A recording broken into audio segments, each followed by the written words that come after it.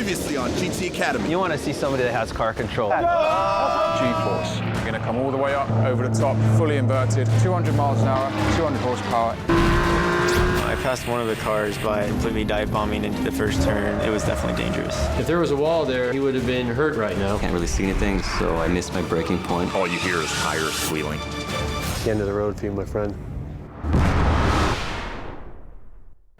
Can the skills learned in a video game transfer to a real racetrack? To find out, the 16 fastest Gran Turismo gamers will fight for the ultimate prize, the prestigious red helmet, and a shot at becoming a professional race car driver for Nissan. As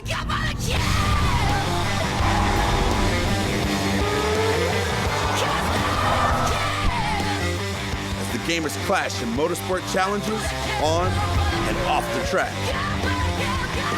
Some of auto racing's top names judge the action and decide who stays, who goes home. Victory is anyone's.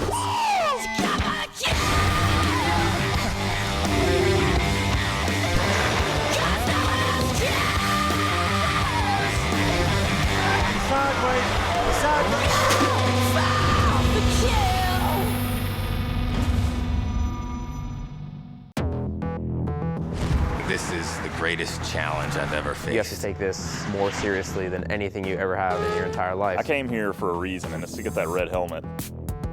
Afternoon. Afternoon. It's time to see if you guys are progressing as drivers. This is the second benchmark challenge. Just like before, you'll hop into a Nissan 370Z and take it for one flying time lap around the track. We've already seen the competitors once, and this time I want to see how much they improve or if they go backwards. And here to set the tone is last year's GT Academy champion, Brian Highcutter. How you guys doing? Good. When I see the original GT Academy champion, I'm just like, that's me. I want to do that. I'm here to win. I'll see you in a lap. See if you guys keep up. Brian Highcutter is a guy that I look up to with the highest level of respect. He gives me confidence to know that, you know, I could win this.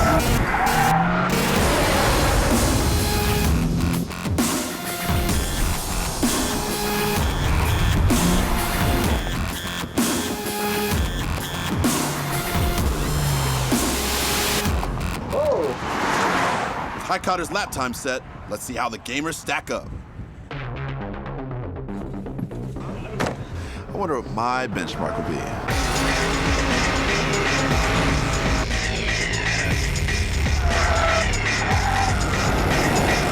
You want to see now, are they making gains? Nobody's going to go there the first day and be a Danny Sullivan. But what you see is how well they take instruction and how fast they're going to get. You know, that's a nice tidy line coming to the green. Good lap, Jack. Good lap. Yeah, I was just hoping we'll stay to the top.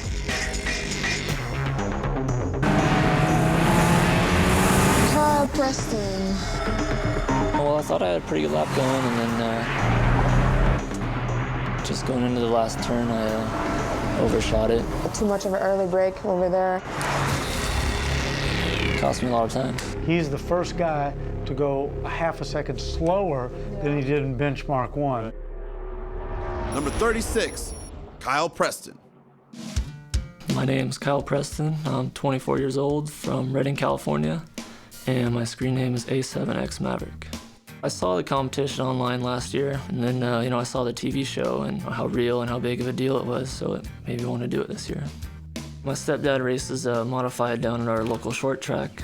We have a family auto repair business, and we were able to, you know, share some tips with Kyle from my racing and try and get him prepared for this competition. I don't have any real car experience, and I know a lot of these guys that are going over there do. You feeling any pressure? Oh yeah, I've been feeling pressure since day one here, so now it's time to see what I can do. All right, see you inside. Thanks. All right. Steve Doherty. Here's a guy with a lot of talent, but he didn't do very well in benchmark 1. Nope. I had to make up for the bad results from the last few challenges, so today I really tried to apply myself. Well done. Thank you. My performance wasn't up to expectation with all the physical stuff I'd done, so I knew getting into that car I really had to drive for my life. Used all the road, that was good. That was a better lap. Brian Rice, now he was struggling. Going into the second benchmark challenge, I knew that I had to improve my time. There, he used some speed. A little bit of using the curve there, I like that.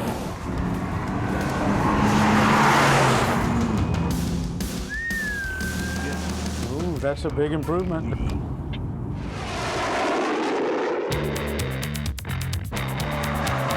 This is Jet Chandler on the track right now. Pretty good. Go, go, go. Stay on the gas. Oh, smooth as fast. A new track record. In the second benchmark challenge, I come in and find out that I actually have the fastest time. That's some good news I needed to hear.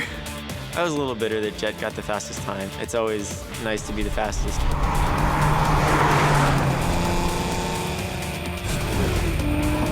I'm gonna lay it all out on the line, and I'm gonna go for that balls to the wall lap. Nick Barbado, our last competitor. The tough guy from Connecticut. Seemed a bit slow out on the straightaway there. Oh, he slowed it too much, I thought. Yeah, it looks like he had too much brake right there. I had an opportunity to nail it, and I didn't. I could go home. In the second benchmark challenge, Jet Chandler laid down the fastest lap. Coming in right behind him was Jeff Stewart and Brian Rice. All the gamers improved their times from the first benchmark with the exception of Nick Barbado and Kyle Preston. In a challenge meant to test progress, those two missed the mark.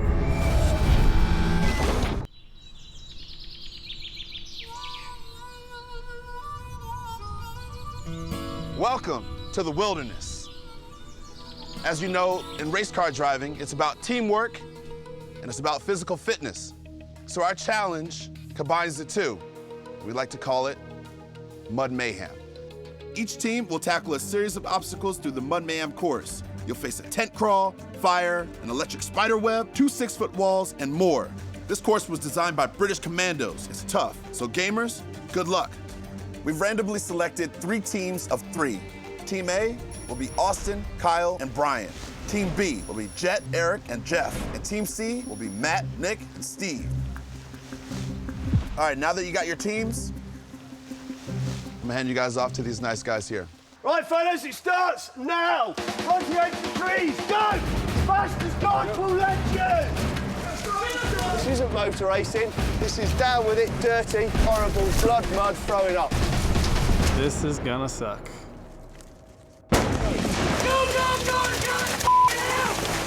When you're an endurance racer, a long-distance racer, you do not drive a 24-hour race by yourself. They're going to have to be a team player. Keep up the effort. I'm running through the mud, through the trail, and just trudging, there's mud flying everywhere. Oh. I was pretty much screwed from the get-go. It was very, very tough. Work together as a team of 3 to get under the net.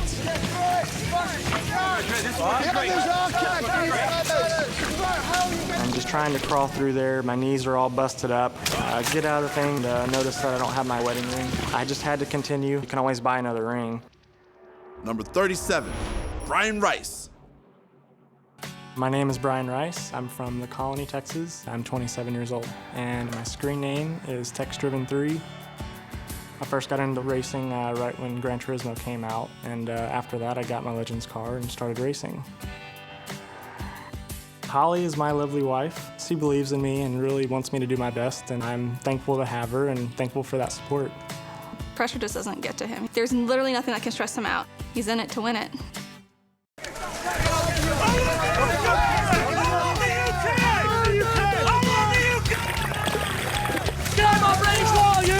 I think the mud challenge really is more about who's the most determined. You know, who wants to show intimidation that I'm the toughest guy here, I'm the guy to beat. Think about how much you want. I knew that a challenge like this is more mental than physical. You have to be willing to push yourself. You guys cannot afford to lose. We had to crawl through a little spider trap set up with some ropes. Some of them had some electric charge to them, and I took about 1 step. Didn't realize it, but I must have got shocked on the head and blacked out. I just wanted to get it over with. Radiera, the reason you're taking so long is a dead animal on top of your head.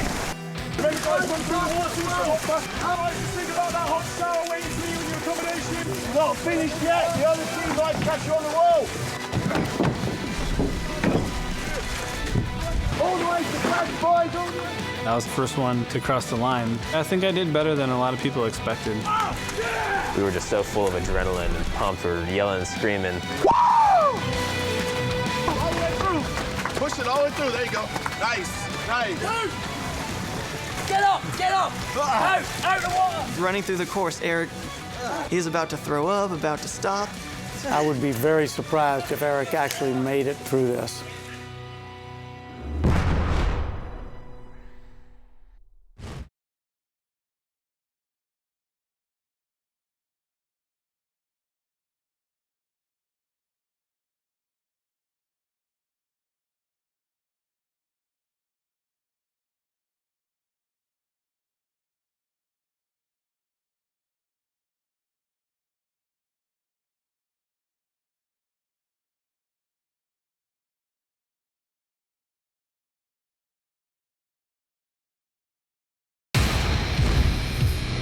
At this point in the Mud Mayhem Challenge, Team A and Team C have made it through, but Team B isn't out of the woods just yet.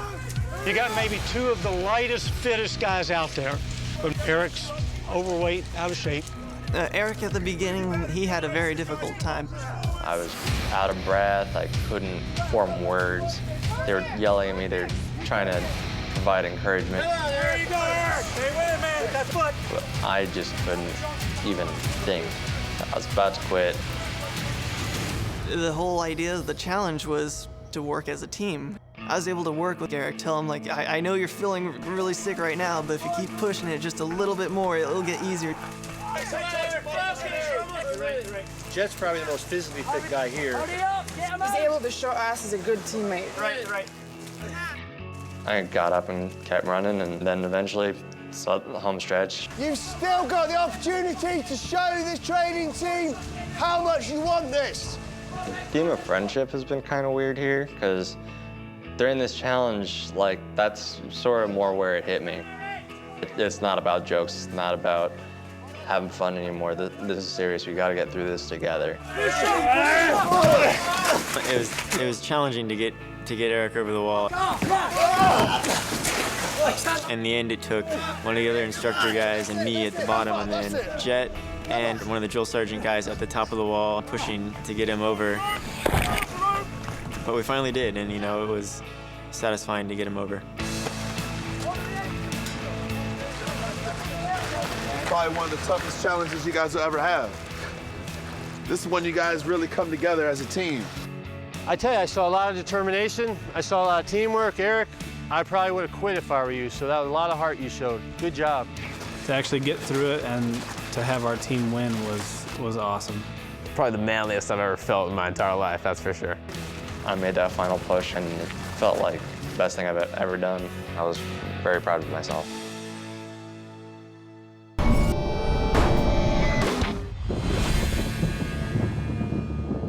We are out here on the back straightaway for the braking challenge. You guys ready for the last challenge of the day? Absolutely. All right. I know you guys have gone really, really fast. A lot of the challenges have involved speed, but everything comes to a stop. All right, so this challenge is based on a license test in Gran Turismo. We call it the braking challenge. You'll hop into a Nissan 370Z and get up to 100 miles per hour on the straightaway before you pull into the pit box and brake. But remember, you do not want to hit your pit crew. Braking is everything. The precision, especially in the pit, you've got to step in the box every time. The first driver down will be Nick Barbado. Is it Barbado or Barbado? Nick Barbato. For me, he's on the bubble today. I need to see him step up and really get a good run here. Nick needs to put a number on the board. Number on the board here, Nick. I go into this braking challenge knowing I didn't do too hot in the benchmark. I'm thinking to myself, I gotta go in there, I gotta try and stick it.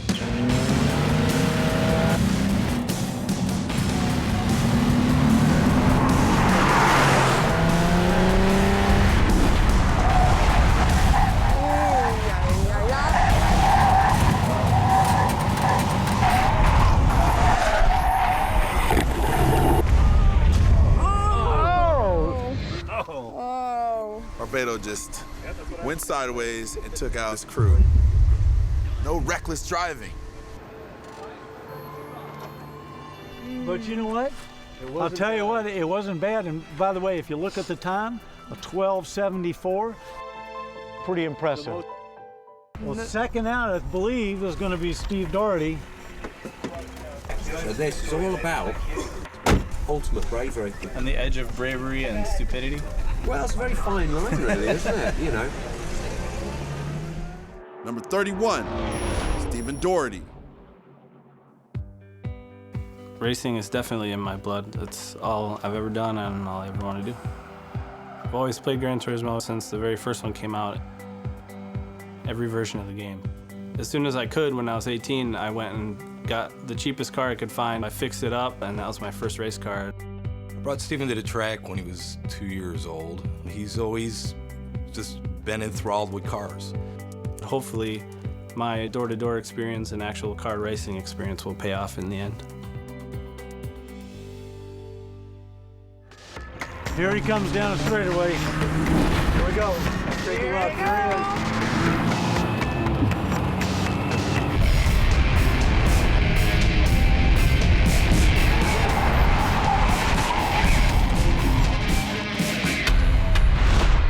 I'll tell you what, quick, fast, and you know what? You know what? Very good adjustment. That was actually more fun than I thought it would be. Next up will be Matt. Here he comes. Braking and racing is one of the most important skills. When you're driving in a race, you're trying to gain as much time as possible. I didn't think he had a chance to make that. You don't want to lose any time in the pit because that can cost you a lot of position on the racetrack when you really race. Slow. He's going to be slow. 1396. I was a little bit wussy. It was, I thought so too. You need to come in at the absolute maximum speed you can go, and you need to stop on the dime. He's got it. Actually quite a slow time. What we're trying to show them is how difficult it is. You've been out driving fast. You got to come in, make a good, safe stop. What do you think, conservative or aggressive? I think fairly aggressive. I'm guessing I aggressive. think aggressive. Things happen all the time in the pit lane. That's why you have to be cautious at the same time. Please stop. Oh, come on, get it low, get it low.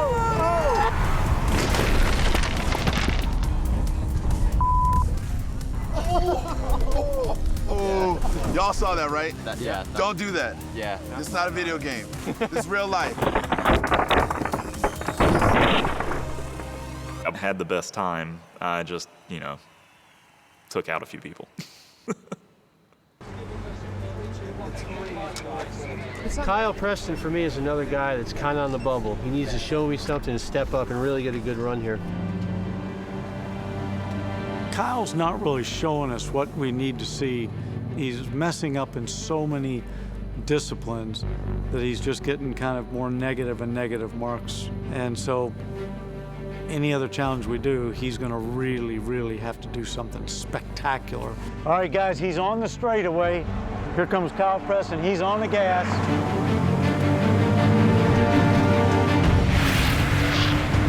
Way too fast again. Just there, just in the middle. Break. Oh, no. Come on, guys. Come on, guys.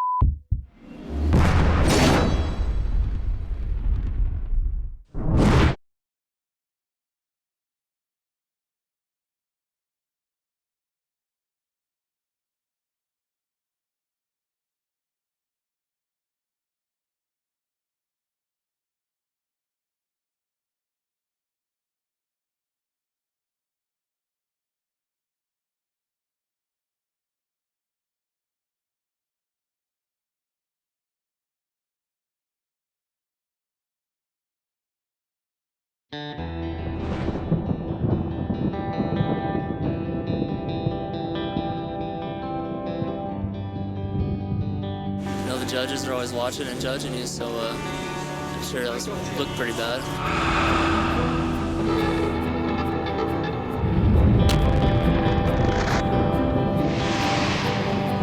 Well, Kyle Preston had a very, very impressive time. There was only one minor detail. He mowed down all the pit crew except for 3. But look at the skid marks. Look at that. Man, here's the thing. If there had been 10 crews down here, he would have had them all. Yeah, the braking challenge was difficult.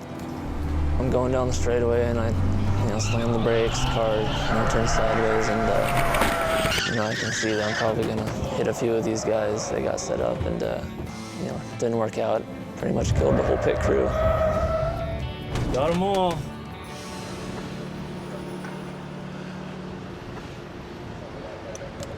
All right.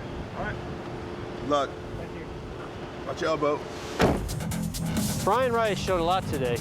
I mean, he did a lot mud race, and he also picked up a half a second in the benchmark 2. Oh, he's fast. He's sideways. He's sideways. Stay with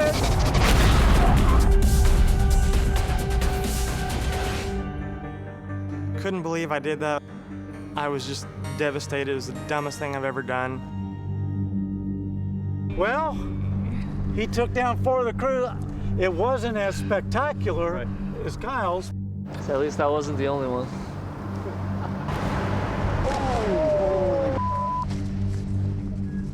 I don't want to do that. The braking challenge was kind of ridiculous. The 2 guys who went before me both spun and had an outrageous collision, took out all of those poor cardboard people. So I pretty much knew what my objective was. Good, right, you ready? Yep. Good, there you go. My man, Eric Rivera. The man just stalled in the pit. The man with the hair.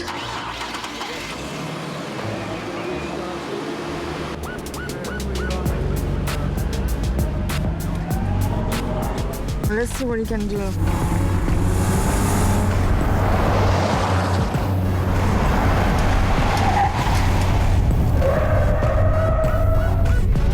That guy scored no time. If you're taking your wife to church, that's not bad, but that's not racing.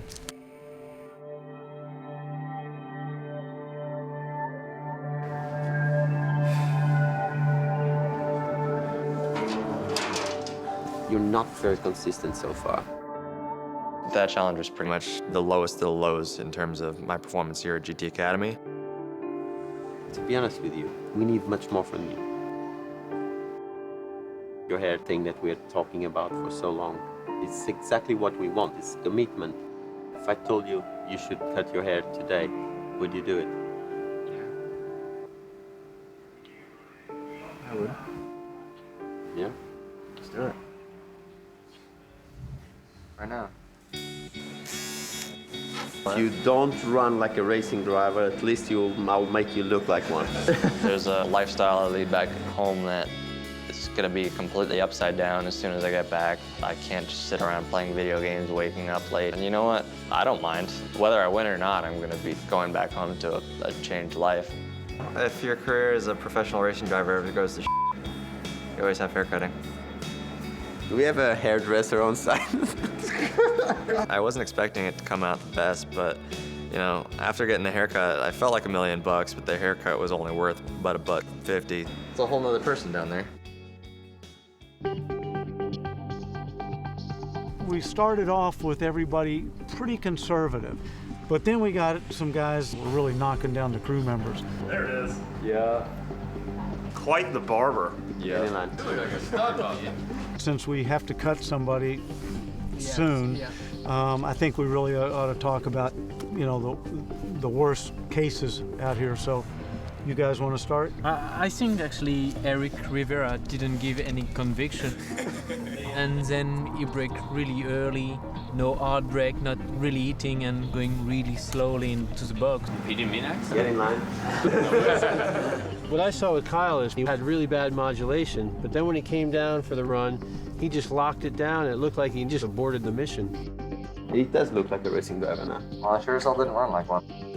I would actually add Brian Rice, who did something similar to Kyle, like braking really too late and spinning and crashing. I mean, I had Brian down as being terrible, but I also had him down as being, bloody quick when in the, In the benchmark. From tomorrow morning, you'll have a brand new competitor with you guys. I think you've got two extremes, really. You've got Kyle Preston and Eric. One was really cautious, overcautious, and then you've got Kyle, who just barreled in maybe 50, 60 miles per hour too quick and just about killed everybody, including the car. I think what we should do is thank our driving instructors who do a great job and for surviving that. You earned your money today. It's getting more difficult. Let us deliberate a little bit here and we'll make a decision. Thank you guys again. Thanks, guys. No problem. See you. All right, guys, gather around. Eric, what's up with your hair? Lost it. All right, the challenges that we've put you through have told us a lot. And unfortunately, one of you has to go home. Eric, you're way too conservative in the braking, and your performance overall has been inconsistent. Kyle, the judges thought your performance in the braking challenge was unacceptable. You also didn't improve in the second benchmark challenge.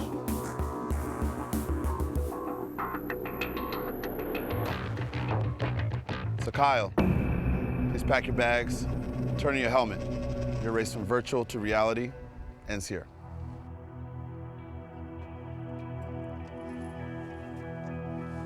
I was definitely disappointed. Not too surprised, really. I mean, I kind of struggled with a couple of things. I just have to find the fastest guys, so gotta live with it.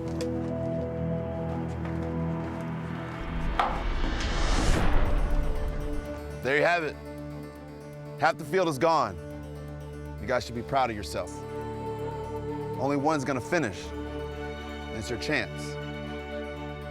So get upstairs, get some rest.